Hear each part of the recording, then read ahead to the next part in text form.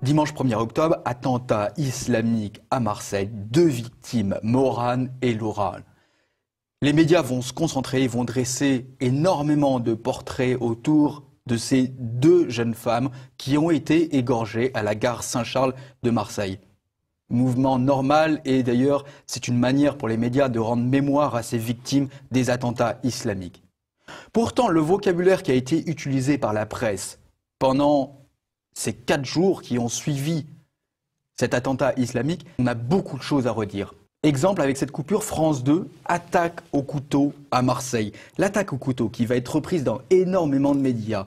France Info, attaque au couteau à Marseille, l'enquête avance. Le Monde, avec cette coupure, cet énorme article, Marseille touchée par une attaque au couteau.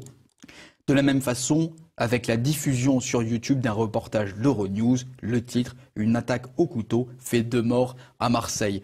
Jean-Yves, quelle différence y a-t-il entre l'outil qu'on utilise et l'attaque originelle ? On parle d'attaque au couteau. Marseille attaqué au couteau, selon Le Monde, donc au verbe passif, pour éviter précisément de dire qui a attaqué. Qui a attaqué ? C'est un terroriste, c'est un clandestin. Et l'attaque au couteau, c'est gentil. En fait, c'est un égorgement, puisque les 2 jeunes filles ont été prises par le col.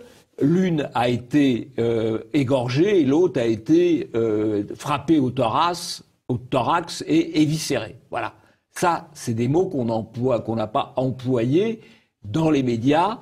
On a préféré l'attaque au couteau. Le couteau est méchant, sans doute. Mais derrière le couteau, il y a un terroriste islamique et il y a un clandestin.